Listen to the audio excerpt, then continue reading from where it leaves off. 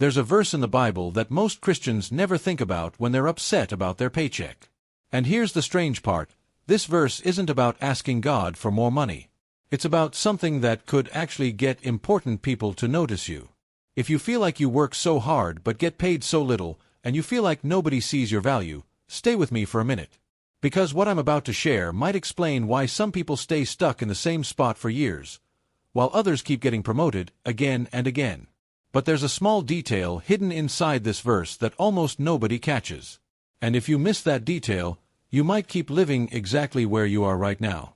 Think about it for a second. How many times have you felt like you work harder than people who get paid more than you? That feeling isn't fun. It feels unfair. Like something's just off. A lot of people believe the problem is the economy, or their boss, or the company they work for. And maybe those things play a part. But here's a question worth sitting with. What if the real issue is a simple idea from the Bible? One you never actually put into practice. Here's something interesting. This verse gets ignored a lot, and maybe it's because it sounds too simple. But that might be exactly why so few people actually live it out. Think about the people who stay at the same pay for 10 years straight, compared to the ones who keep getting surprising opportunities. That gap usually isn't about being smarter. A lot of times, it comes down to one idea that barely anyone takes seriously. Very few people apply this daily. And maybe that's the real reason so few people see steady growth in their work. Here it is. Proverbs 22 verse 29. Do you see someone skilled in their work? They will serve before kings, not before officials of low rank. Let's slow down and look at this piece by piece. Skilled.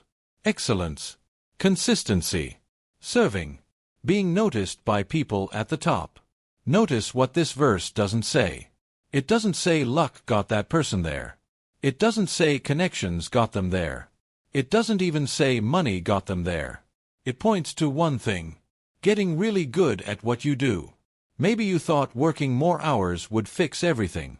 Maybe you thought praying for a raise was all it would take. Maybe you've been hoping your boss would just notice you on their own, someday. But this verse points somewhere different.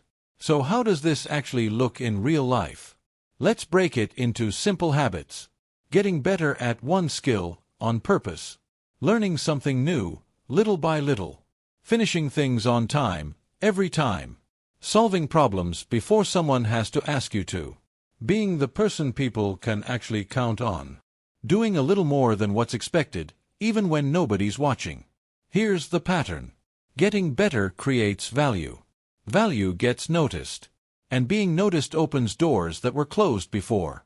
It's not magic. It's just how things tend to work, over time. A year from now, you'll either be standing in the exact same spot you're in today, or you'll be looking back, realizing everything changed the day you decided to take this idea seriously. Every month that passes without acting on this could mean missing a chance that might not come around twice. Let me share a story. It's not about one specific person, but it's the kind of thing that happens all the time. Picture someone who used to complain about their paycheck constantly. Every day, same complaint, same frustration. Then something shifted. They stopped focusing on what they weren't getting, and started focusing on getting better at their actual work. Slowly, people around them started to notice. Coworkers started asking them for help. Their manager started trusting them with bigger tasks. And eventually, new opportunities started showing up. Ones that never would have come their way before. That's the kind of shift this verse seems to be pointing toward. Here's a thought worth considering. What if there are bigger opportunities already waiting for you, but they're just waiting on you to build the skill this verse is talking about? Take a second. Let that idea settle.